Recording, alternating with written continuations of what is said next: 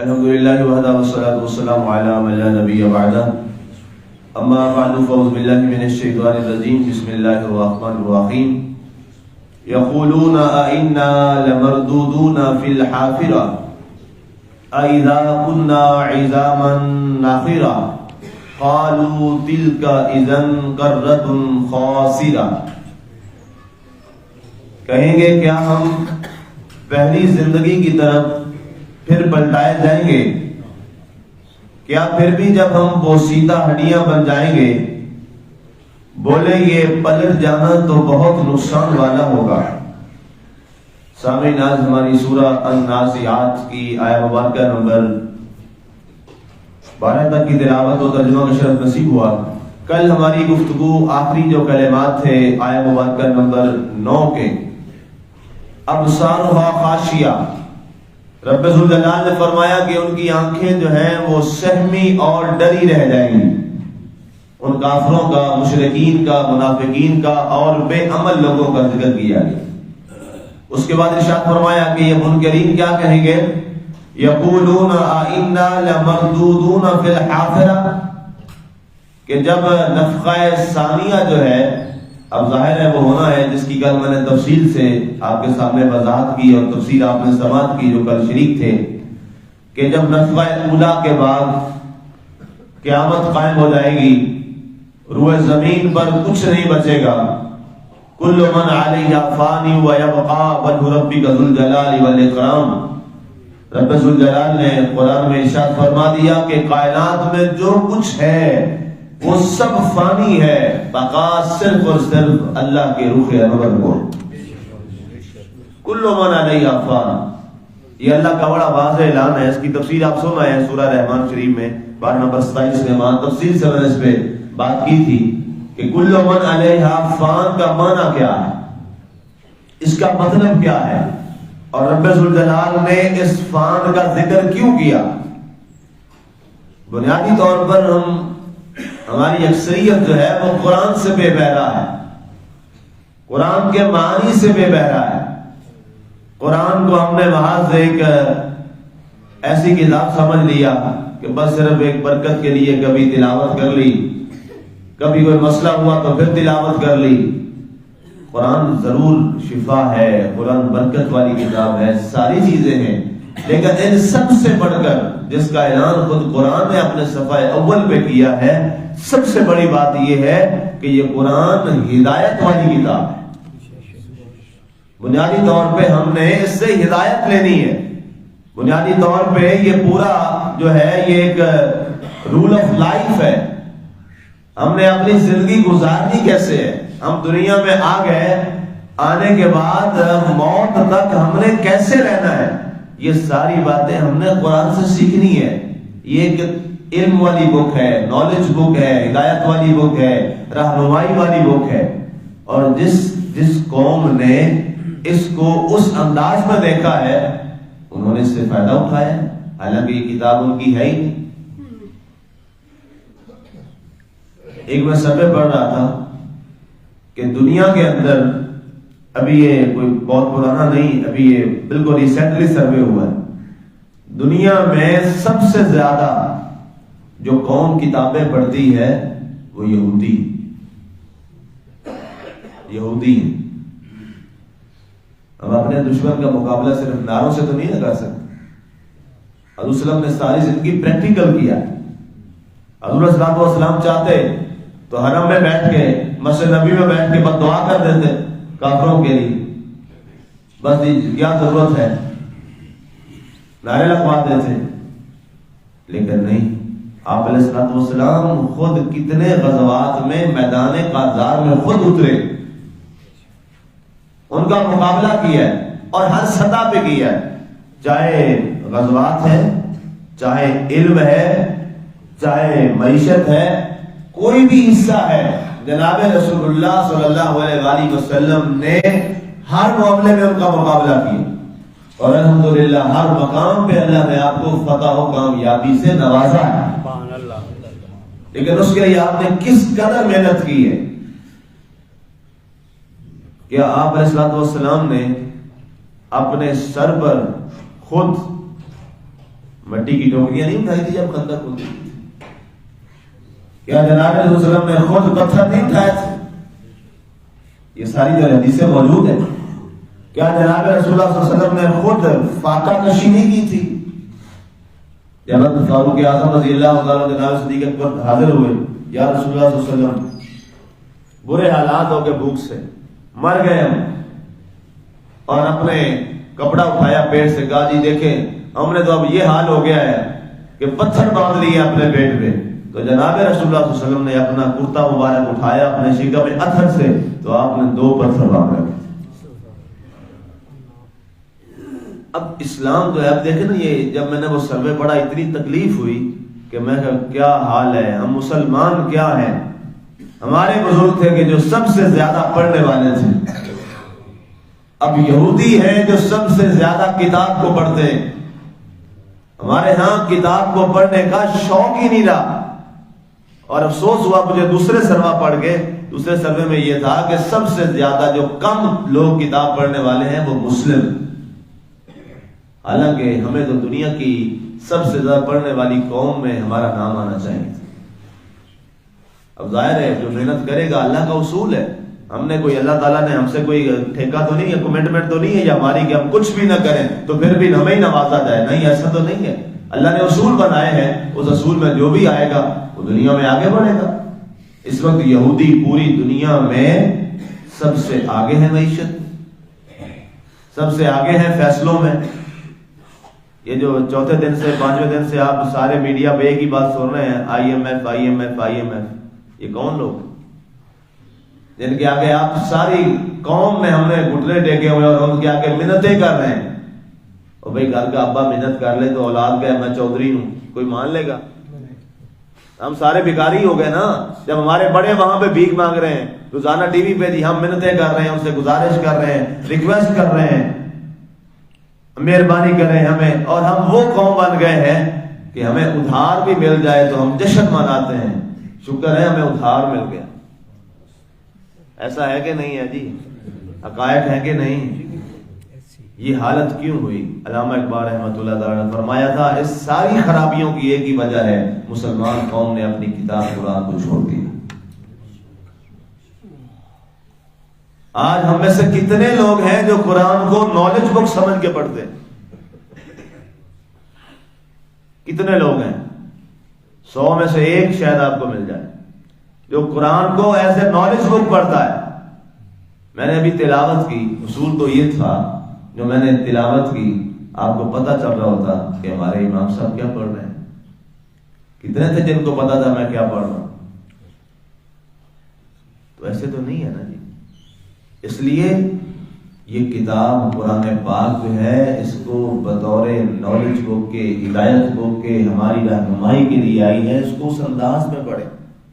اور یہ میں آپ کو کئی بار میں اپنے دروس قرآن میں بات کر چکا ہوں، جب تک قرآن کو نہیں سیکھو گے، نہیں سمجھو گے، ہمارے حالات دنیا ساری بھی آ جائے ٹھیک نہیں ہو سکتے. اس لیے کہ اللہ کا یہ فیصلہ ہے. قرآن خود فرماتا ہے کہ جن لوگوں نے قرآن کو تھام لیا، اللہ نے انہیں دنیا اور آخرت میں سب سے بلند فرما دی. یہ قرآن کی آیت ہے. اور جنہوں نے قرآن کو چھوڑ دیا ان کو اللہ نے بھی چھوڑ دیا. اور جس کو اللہ چھوڑ دے، دنیا جتنے سہارے دیتی رہے، اس کو سہارے مل سکتے ہیں؟ نہیں مل سکتے. کچھ بھی نہیں ہو سکتا، کچھ بھی نہیں ہے. اصل بیماری کی طرف ہم آ ہی نہیں رہے کہ اصل ہمیں ہمارا مسئلہ کیا ہے، وہ صرف قرآن سے دوری ہے. اور آج بھی اگر ہم قرآن کے ساتھ جڑ جائیں اور قرآن سے ہمارا رابطہ اور تعلق بحال ہو جائے اور اس کے مطابق ہماری زندگی چل جائے تو انشاءاللہ پھر وہ حال ہے کہ جناب ایک چھوٹے سے حصے سے آغاز ہوا تھا اور پھر کیا ہوا، عمر فاروق کے زمانے تک مسلمانوں کی ریاست 22 لاکھ مربع میل تک پہنچ گئی تھی. اتنی فتوحات ہوئی. اب یہاں پہ فرمایا گیا یقولون ائنا لمردودون فی الحافرہ، کیا ہم پہلی زندگی کی طرف پھر پلٹائے جائیں گے؟ مرنے کے بعد کیا دوبارہ پھر زندہ کیا جائے گا؟ ائذا کنا عظاما ناخرہ، حالیوں کے پھر جب ہم بوسیدہ ہڈیاں بن جائیں گے. اللہ اکبر. قالوا تلک اذا کرۃ خاسرہ، بولے یہ پلٹ جانا تو بہت نقصان والا ہو. اگر ہمیں دوبارہ پلٹایا گیا ہمیں دوبارہ زندہ کیا گیا تو یہ تو بڑا نقصان دہ۔ ہم سب کا تو عقیدہ ہے، یہ لوگ تو اس عقیدے کے قائل نہیں تھے، یہ نہیں مانتے تھے، یہ تو کہتے تھے مر گئے اس کے بعد وجود ختم ہو گیا، ہڈیاں بوسیدہ ہو گئی، مٹی نے کھا لیا، یا کسی نے آگ لگا دی تو جلا دیا، خاک بن گئی اور خاک جو ہے گنگا جمنا میں بہا دی۔ کہا اب کہاں سے دوبارہ اللہ زندہ کرے گا؟ لیکن انہیں معلوم ہونا چاہیے اب تو خاک تم نے بنا کے اڑائی ہے، جب تمہاری اور ہماری خاک بھی نہیں تھی، اللہ نے تو تب بھی انسان کو بنا لیا تھا۔ اب تو خاک چلے ہیں نا جی، آخری بات اس چلے، اس پہ ہی دیکھ لیں، خاک ہے جمنا میں بہا دی ہے، گنگا میں بہا دی ہے، یا ہڈیاں ہیں وہ بوسیدہ ہو گئی ہیں، اب چلے ہڈیاں تو ہے نا، اللہ نے تو ہمیں اس وقت بھی وجود دیا تھا جب ہمارا ذرہ بھی نہیں تھا، کچھ بھی نہیں تھا، کچھ بھی نہیں تھا۔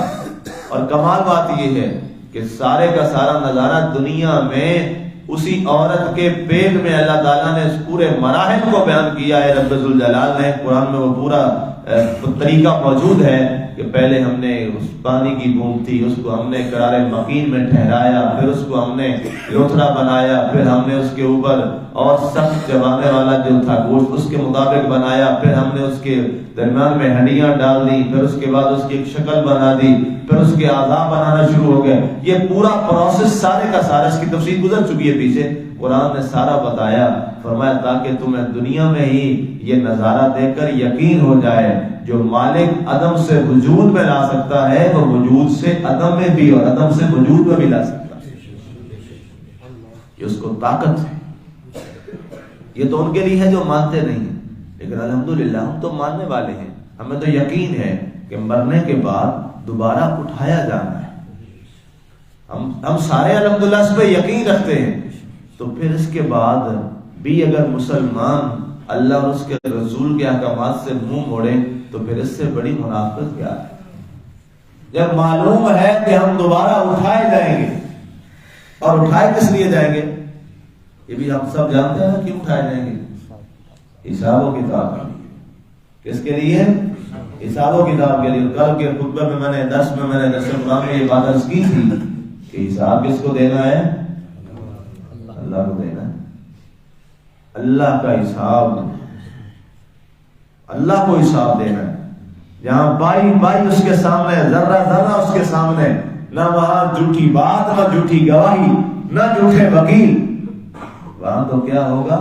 سچ ہی سچ ہوگا، وہاں تو سچ ہی سچ ہوگا، بلکہ زبان تو بند کر دے گا۔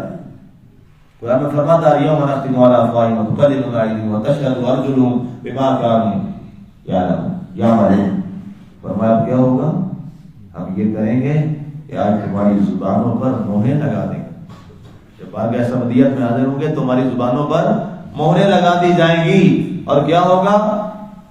ہمارے ہاتھ بولیں گے، مولا ہم گواہی دیتے ہیں ہم سے اس نے یہ برائی کی، ہمارے پاؤں گواہی دیں گے، ہمارے کان گواہی دیں گے، ہماری آنکھیں گواہی دیں گی، مولا اس نے ہم سے یہ برائی کی۔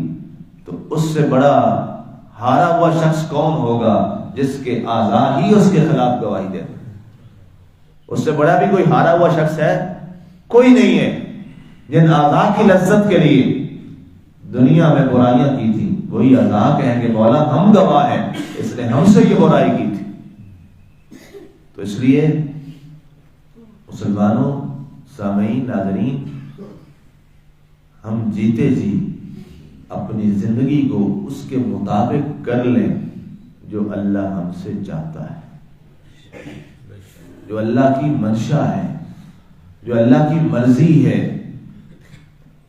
اصل میں ایک حدیث شریف میں عرض کروں آپ کو، بخاری شریف کی حدیث پاک ہے، اللہ کے رسول صلی اللہ علیہ وسلم نے ارشاد فرمایا کہ اکثر لوگ سوال کرتے ہیں جی کہ ہم باتیں یہ سنتے ہیں، وہ پتہ بھی ہے قرآن و سنت کی یہ باتیں سنتے بھی ہیں، لیکن کیا کریں طبیعت ادھر نہیں آتی۔ وہ غالب کا شعر مجھے یاد آ گیا، رضا غالب نے کہا تھا نا جی جانتا ہوں زہد و تقویٰ کیا ہے۔ آپ سارے جانتے ہیں، یہاں کوئی بھی ایسا نہیں بیٹھا جس کو پتہ نہ ہو نیکی کیا اور برائی کیا، یہاں ایک بھی بندہ ایسا نہیں بیٹھا، سب کو پتہ، سب کو پتہ ہے۔ جانتا ہوں زہد و تقویٰ کیا ہے، پر طبیعت ادھر نہیں آتی. پہلے آتی تھی حال دل پہ ہنسی، اب کسی بات پر نہیں آتی. کعبے کے منہ سے جاؤ گے غالب، شرم تم کو مگر. کہتے اب تو کعبے جانے کو بھی دل نہیں کرتا. کہتے کعبے جاؤں گا تو اللہ کو منہ کیا دکھاؤں گا، کیا کر کے آیا ہے. تو کہتے ہیں پتہ ہوتے ہوئے بھی اب اس کا علاج کیا ہے. اب میں حدیث وہ آپ کو سنا لگا ہوں. حدیث رسول صلی اللہ علیہ وسلم، حضور صلی اللہ علیہ وسلم نے ارشاد فرمایا جب انسان برائی کرتا ہے نا، ایک سیاہ داغ اس کے دل پہ لگ جاتا ہے. پھر جب برائی کرتا ہے وہ داغ بڑا ہو جاتا ہے. وہ برائیاں کرتا رہتا ہے، وہ داغ بڑھتا رہتا ہے، اور ایک دن ایسا ہوتا ہے کہ اس کا سارا دل سیاہ ہو جاتا ہے. اس کا سارا دل سیاہ ہو جاتا ہے. اب وہ باتیں اچھی سنتا ہے، صحیح باتیں سنتا ہے، اس وقت وہ کہتا ہے ہاں یہ کرنی چاہیے. اس کے بعد پھر جاتا ہے، جو ہی نکلا دامن جھاڑ دیا، فارغ. کیوں؟ اب دل ہی سیاہ ہو گیا. اب اس طرف وہ آ ہی نہیں رہا، شیطان کے قبضے میں آ گیا. کئی دفعہ ایسا ہوتا ہے، لوگ بڑی مجبوری سے بیٹھے ہوتے ہیں، کہہ بھی دیتے ہیں مولوی نے کی روڑا پایا، پھنس گیا کی مولوی نے روڑا پایا. سنتے ہیں ہم یہ باتیں، ہمیں کہتے ہیں، اور یہ آپ کی بھول ہوگی. ہم رک جائیں گے، ہم رکیں گے نہیں، ہم بیان کریں گے، ہم تو بتائیں گے. اور جب آپ یہ کوئی جملہ بولتے ہیں ہمیں نیکیاں ملتی ہیں، اس لیے کہ آپ کے نبی صلی اللہ علیہ وسلم کو بھی یہی کہا گیا. ہم تو سنت رسول پہ کھڑے، ہمیں اس کہنے پہ بھی ہمیں اجر اللہ دیتا ہے. کیوں؟ وجہ کیا ہے؟ طبیعت کیوں بوجھل ہوتی ہے؟ اور ایک تماشا لگا ہو باہر، ٹھیک ہے، چاہے وہ کوئی سپوں والا بابا بھی آ جائے تو وہاں 4 گھنٹے بھی گزر جائے تو کھڑے ہو کے سنتے ہیں، تھکاوٹ نہیں ہوتی. سوچنا چاہیے نا وجہ کیا ہے. یہاں تو پیارا ماحول ہے، قلیم بچھا ہے، گرمی ہے تو اے سی چل رہا ہے، سردی ہے تو ہیٹر چل رہے ہیں، پیارا ماحول ہے، سب کچھ ہے، پوری سہولیات ہیں، پھر بھی طبیعت بوجھل ہے. اور وہاں جناب گرمی میں نہ کوئی پنکھا نہ کوئی ہوا، اور پھر بھی بڑے شوق سے کھڑے ہیں تماشے میں. تو سوچنا چاہیے روح کی غذا کو بدل نہیں گئی. یہ حقائق ہیں، ہمیں اس حقیقت کی طرف بڑھنا ہے. اصل وجہ کیا ہے؟ وہ دل سیاہ ہو جاتا ہے، جو اس نیکی کو پھر پسند نہیں کرتا، شیطان کی طرف بڑھتا ہے. اب اس دل کی زنگ کو، زنگال کو کیسے اتارنا ہے؟ یاد رکھیے گا، دل کے زنگ کو صاف کرنے والا جو سب سے پہلا خوبصورت جو ریگ مار ہے نا، جس سے وہ زنگ اتارنا ہے، وہ کیا ہے؟ وہ لا الہ الا اللہ محمد رسول اللہ صلی اللہ علیہ وسلم. اور اس کلمہ شریف کے ساتھ یہ قرآن کی آیات اس کو سمجھ کے پڑھنا ہے.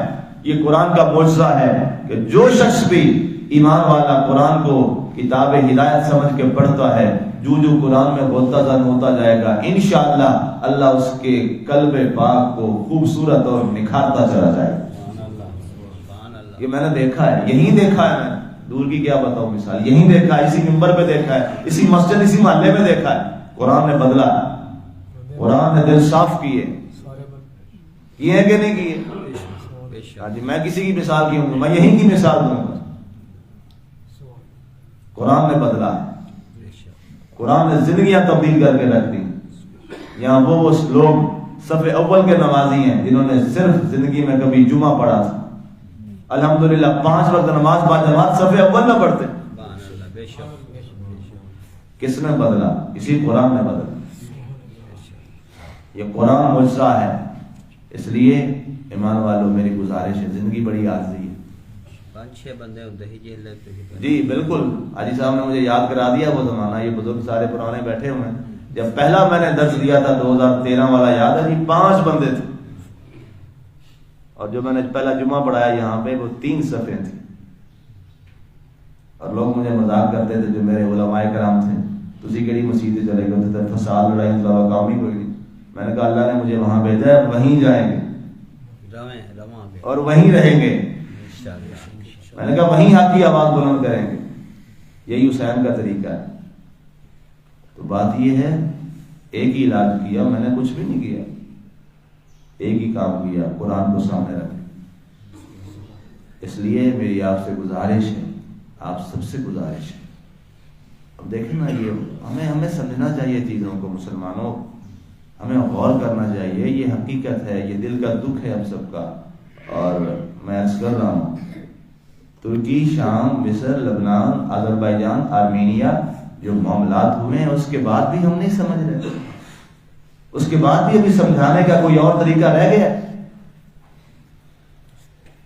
غور کریں نا ذرا، یقین کریں وہ چیخیں، میں ویڈیو دیکھتا ہوں ہمت نہیں ہوتی ویڈیو سننے کی، مجبور ہیں اور چیخیں، کچھ بھی نہیں ہے، چیخو پکار ہے جی، نہ اندر والے کچھ کر پا رہے ہیں نہ باہر والے کچھ کرنے کے قابل ہیں، یوں مفلوج ہو کے نظام رہ گیا، اور ہزاروں کی تعداد میں شہادتیں پہنچ گئی ہیں، جو چھت اور لینٹر اٹھا رہے ہیں نیچے ایسے لائنیں لگی پڑی ہیں بیچارے شہید، قبریں کھود کھود کے گول کن تھک گئے، اور ابھی کتنی اور شہادتیں ہیں جی، ابھی کتنی اور شہادتیں ہیں، اس کے بعد بھی ابھی ہم برائی کی طرف ڈٹے ہوئے ہیں۔ یہ زلزلہ کیا ہے؟ یہ اتفاقی نہیں ہے، اللہ کی طرف سے کوئی پیغام ہے، مسلمان کدھر جا رہا ہے تو سمجھ جا، لوٹا اپنے رب کی طرف، آ جا واپس۔